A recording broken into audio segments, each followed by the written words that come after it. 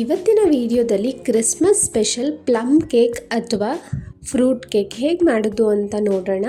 ಯಾವುದೇ ರೀತಿ ಎಗ್ ಇಲ್ಲದೆ ಹಾಗೆ ಕೋಕೋ ಪೌಡರ್ ಇಲ್ಲದೆ ಪರ್ಫೆಕ್ಟಾಗಿ ಬೇಕ್ರಿ ಸ್ಟೈಲ್ನಲ್ಲೇ ತುಂಬ ಟೇಸ್ಟಿಯಾಗಿ ಹೇಗೆ ಮಾಡೋದು ಅಂತ ಈಗ ತಿಳಿಸ್ಕೊಡ್ತೀನಿ. ಮೊದಲಿಗೆ ಇಲ್ಲಿ ಒಂದು ಆರೆಂಜನ್ನು ತಗೊಂಡಿದ್ದೀನಿ. ನೀವು ಇನ್ಸ್ಟೆಂಟ್ ಆರೆಂಜ್ ಜ್ಯೂಸ್ ಬೇಕಾದರೂ ತೊಗೋಬೋದು ಅಥವಾ ಗ್ರೇಪ್ ಜ್ಯೂಸ್ ಬೇಕಾದರೂ ತೊಗೋಬೋದು. ಯೂಶಲಿ ಕ್ರಿಶ್ಚಿಯನ್ಸ್ ಅವರೆಲ್ಲ ಫರ್ಮೆಂಟೆಡ್ ಗ್ರೇಪ್ ಜ್ಯೂಸ್ನ ಯೂಸ್ ಮಾಡ್ತಾರೆ. ಆರೆಂಜ್ ಆದರೆ ಎಲ್ರಿಗೂ ಅವೈಲಬಲ್ ಇರುತ್ತೆ ಈಸಿಯಾಗಿ. ಈಗ ಆರೆಂಜ್ ಜ್ಯೂಸ್ಗೆ ಸ್ವಲ್ಪ ಡ್ರೈ ಫ್ರೂಟ್ಸ್ನ ಹಾಕೊಳ್ಳೋಣ. ನಾನಿಲ್ಲಿ ಗ್ರೀನ್ ದ್ರಾಕ್ಷಿ, ಕಪ್ಪು ದ್ರಾಕ್ಷಿ, ಸ್ವಲ್ಪ ಗೋಡಂಬಿ, ಬಾದಾಮಿ, ಚೆರಿ, ಟೂಟಿ ಫ್ರೂಟಿ ಎಲ್ಲವನ್ನು ಹಾಕಿದ್ದೀನಿ. ನಿಮ್ಮ ಹತ್ರ ಯಾವೆಲ್ಲ ಡ್ರೈ ಫ್ರೂಟ್ಸ್ ಇದ್ದಾವೋ ಅದನ್ನೆಲ್ಲ ಹೆಚ್ಚಾಗಿ ಹಾಕೊಳ್ಳೋದಕ್ಕೆ ಟ್ರೈ ಮಾಡಿ. ಸ್ವಲ್ಪ ಹೆಚ್ಚಾಗಿದ್ರೇ ಈ ಪ್ಲಮ್ ಕೇಕ್ ಟೇಸ್ಟ್ ಬರೋದು. ಈಗ ಇದನ್ನು ಒಂದು ಅರ್ಧ ಗಂಟೆ ಸೈಡ್ಗಿಡೆ ಅದು ಚೆನ್ನಾಗಿ ನೆನಿಬೇಕು. ಈಗ ಒಂದು ಮಿಕ್ಸಿ ಜಾರ್ಗೆ 2 ಇಂಚು ಚಕ್ಕೆ, 2 ಲವಂಗ, 1 ಏಲಕ್ಕಿ ಹಾಕ್ಕೊಂಡಿದ್ದೀನಿ. ಈ ಫ್ಲೇವರ್ಸ್ ಎಲ್ಲ ತುಂಬ ಚೆನ್ನಾಗಿ ಎನ್ಹಾನ್ಸ್ ಆಗುತ್ತೆ. ಅಷ್ಟು ಮಾತ್ರ ಪುಡಿ ಆಗೋದಿಲ್ಲ ಅಲ್ವಾ, ಅದಕ್ಕೆ 1 ಸ್ಪೂನ್ ಸಕ್ಕರೆ ಹಾಕ್ಕೊಂಡು ಪುಡಿ ಮಾಡಿ ಸೈಡ್ಗೆ ಇಟ್ಕೊಳ್ಳೋಣ. ತಳ ದಪ್ಪ ಇರೋವಂಥ ಒಂದು ಪಾತ್ರೆ ತೊಗೊಳ್ಳಿ. ನಾನಿಲ್ಲಿ ಕುಕ್ಕರ್ ತೊಗೊಂಡಿದ್ದೀನಿ.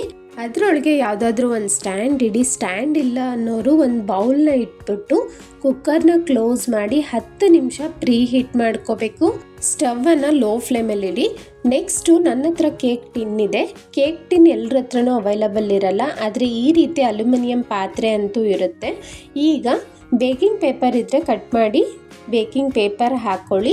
ಬೇಕಿಂಗ್ ಪೇಪರ್ ಇಲ್ಲ ಅನ್ನೋರು ಆಯಿಲ್ನ ಚೆನ್ನಾಗಿ ಅಪ್ಲೈ ಮಾಡಿಕೊಂಡು ನೋಡಿ, ಈ ರೀತಿ ಗೋಧಿ ಹಿಟ್ಟು ಅಥವಾ ಮೈದಾ ಹಿಟ್ಟು ಯಾವುದಾದ್ರೂ ತೊಗೊಂಡು ಈ ರೀತಿ ಸ್ಪ್ರಿಂಕಲ್ ಮಾಡಿಕೊಂಡು ಟಿನ್ನ ರೆಡಿಯಾಗಿ ಇಟ್ಕೊಳ್ಳೋಣ. ನೆಕ್ಸ್ಟ್ ಸ್ಟೆಪ್ 1 ಕಪ್ ಆಗುವಷ್ಟು ಗೋಧಿ ಹಿಟ್ಟು ತೊಗೊಂಡಿದ್ದೀನಿ. ಗೋಧಿ ಅಥವಾ ಮೈದಾ ಯಾವುದಾದ್ರೂ ತೊಗೋಬೋದು. 1 ಟೀ ಸ್ಪೂನ್ ಆಗುವಷ್ಟು ಬೇಕಿಂಗ್ ಪೌಡರ್, 1/2 ಟೀ ಸ್ಪೂನ್ ಆಗುವಷ್ಟು ಬೇಕಿಂಗ್ ಸೋಡಾ ತೊಗೊಂಡಿದ್ದೀನಿ. ಈ ರೀತಿ ಜರಡಿ ಮಾಡೋದು ಕಂಪಲ್ಸರಿ. ಕೇಕ್ ಫ್ಲಫಿಯಾಗಿ ಸಾಫ್ಟಾಗಿ ಬರಬೇಕು ಅಂದರೆ ಈ ರೀತಿ ಜರಡಿ ಮಾಡಲೇಬೇಕು. ಈಗ ಇದನ್ನು ಸೈಡ್ಗೆ ಇಟ್ಕೊಳ್ಳೋಣ. ನೆಕ್ಸ್ಟ್ ಸ್ಟೆಪ್, ನಾನಿಲ್ಲಿ 1 ಕಪ್ ಗೋಧಿ ಹಿಟ್ಟಿಗೆ 3/4 ಕಪ್ ಆಗುವಷ್ಟು ಸಕ್ಕರೆ ತೊಗೊಂಡಿದ್ದೀನಿ. ಇದನ್ನು ಕ್ಯಾರಮಲೈಸ್ ಮಾಡ್ಕೋಬೇಕು. 3/4 ಕಪ್ ಸಕ್ಕರೆನ ಪ್ಯಾನ್ಗೆ ಹಾಕಿ ಹೈ ಫ್ಲೇಮಲ್ಲಿ 2 ರಿಂದ 3 ನಿಮಿಷ ಇದೇ ರೀತಿ ತಿರುಗಿಸ್ಕೊಳ್ತಾ ಬನ್ನಿ. ಸಕ್ಕರೆ ಎಲ್ಲ ಕರಗಿ ನಮಗೆ ಕ್ಯಾರಮಲ್ ಆಗುತ್ತೆ. ನೋಡಿ, ಸಕ್ಕರೆ ಕರಗ್ತಾ ಬರ್ತಾ ಇದೆ. ಈ ರೀತಿ ಬಬಲ್ ಬರಬೇಕು. ಈಗ ಸ್ಟವ್ನ ಲೋ ಫ್ಲೇಮಲ್ಲಿ ಇಟ್ಕೊಳ್ಳಿ.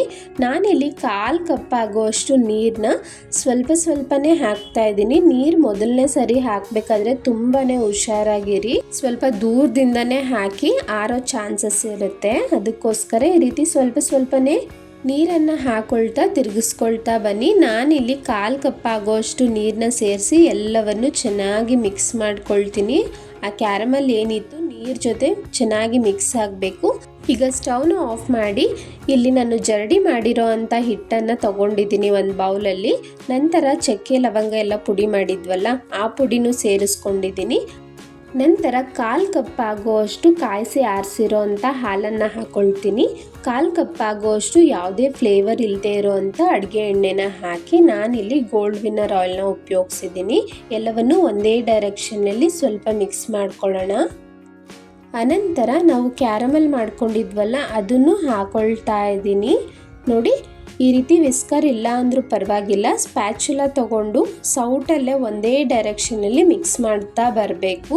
ಎಲ್ಲವೂ ಯಾವುದೇ ರೀತಿ ಗಂಟಿಲ್ಲದೆ ಮಿಕ್ಸ್ ಆದಮೇಲೆ ಡ್ರೈ ಫ್ರೂಟ್ಸ್ ನೆನೆಸಿದ್ವಲ್ಲ ಆ ಆರೆಂಜ್ ಜ್ಯೂಸ್ ಜೊತೆನೇ ಎಲ್ಲವನ್ನು ಹಾಕ್ಕೊಂಡು ಒಂದ್ಸಲ ಚೆನ್ನಾಗಿ ಮಿಕ್ಸ್ ಮಾಡ್ಕೊಳ್ತೀನಿ.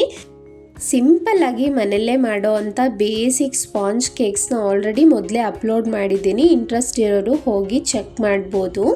ನೋಡಿ, ಎಲ್ಲವನ್ನು ಈ ರೀತಿ ಒಂದೇ ಡೈರೆಕ್ಷನಲ್ಲಿ ಮಿಕ್ಸ್ ಮಾಡ್ಕೊಳ್ತಾ ಬಂದಿದ್ದೀನಿ. ನನಗೆ ರಿಬನ್ ಕನ್ಸಿಸ್ಟೆನ್ಸಿ ಇಲ್ಲ, ಇಲ್ಲಿ ಒಂದು ಸ್ವಲ್ಪ ಗಟ್ಟಿ ಅನಿಸಿದೆ. ನಾನೊಂದು 2 ಟೇಬಲ್ ಸ್ಪೂನ್ ಹಾಲನ್ನು ಹಾಕ್ಕೊಂಡು ರಿಬನ್ ಕನ್ಸಿಸ್ಟೆನ್ಸಿಗೆ ಹಿಟ್ಟನ್ನು ಅಡ್ಜಸ್ಟ್ ಮಾಡ್ಕೊಳ್ತೀನಿ. ಹಾಲನ್ನು ಸ್ವಲ್ಪನೇ ಹಾಕ್ಕೊಂಡು ಈ ರೀತಿ ಕನ್ಸಿಸ್ಟೆನ್ಸಿ ಅಡ್ಜಸ್ಟ್ ಮಾಡ್ಕೊಳ್ಳಿ. ಎಲ್ಲವೂ ಚೆನ್ನಾಗಿ ಮಿಕ್ಸ್ ಆಗಿದೆ.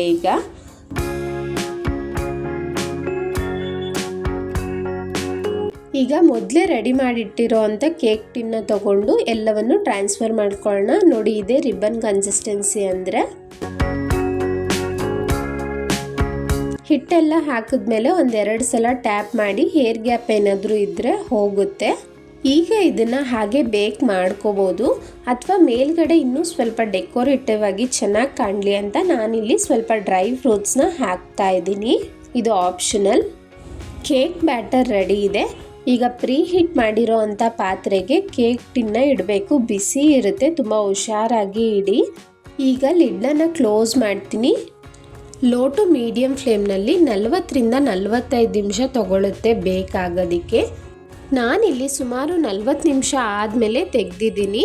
ನೀವು ಫಸ್ಟ್ ಟೈಮ್ ಮಾಡೋದಾದರೆ 30 ಮಿನಿಟ್ಸ್ ಆದಮೇಲೆ ಒಂದ್ಸಲ ಚೆಕ್ ಮಾಡ್ಕೊಂಡು ನೋಡಿ.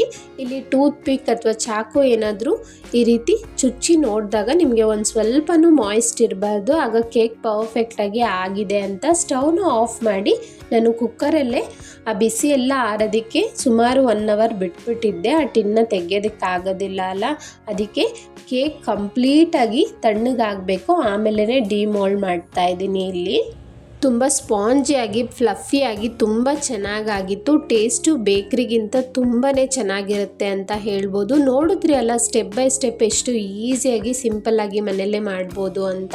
ಈ ಕ್ರಿಸ್ಮಸ್ಗೆ ಮನೆಯಲ್ಲೇ ಒಂದ್ಸಲ ಈ ರೀತಿ ಟ್ರೈ ಮಾಡಿ, ಮಕ್ಕಳಿಗೆಲ್ಲ ತುಂಬಾ ಖುಷಿ ಆಗುತ್ತೆ. ಟೇಸ್ಟು ತುಂಬಾ ಚೆನ್ನಾಗಿ ಬಂದಿತ್ತು ನನಗಂತೂ. ನಿಮ್ಗೆ ಹೇಗೆ ಬಂತು ಅಂತ ಕಮೆಂಟ್ನಲ್ಲಿ ತಿಳಿಸಿ. ಹಾಗೆ ಸವಿ ಕಿಚನ್ ಕನ್ನಡನ ಯಾರೆಲ್ಲ ಸಬ್ಸ್ಕ್ರೈಬ್ ಆಗಿಲ್ಲ ಪ್ಲೀಸ್ ಸಬ್ಸ್ಕ್ರೈಬ್ ಮಾಡಿ. ಈ ವಿಡಿಯೋ ಇಷ್ಟ ಆಗಿದ್ರೆ ಫ್ಯಾಮಿಲಿ ಫ್ರೆಂಡ್ಸ್ಗೆ ಶೇರ್ ಮಾಡಿ, ಲೈಕ್ ಮಾಡೋದನ್ನು ಮರಿಬೇಡಿ. ಇನ್ನೂ ಸಿಂಪಲ್ಲಾಗಿ ಮಾಡೋ ಅಂಥ ಕೇಕ್ ರೆಸಿಪೀಸ್ ನನ್ನ ಚಾನಲ್ನಲ್ಲಿ ಆಲ್ರೆಡಿ ಇದೆ, ಇಂಟ್ರೆಸ್ಟ್ ಇರೋರು ಚೆಕ್ ಮಾಡಿ. Thank you.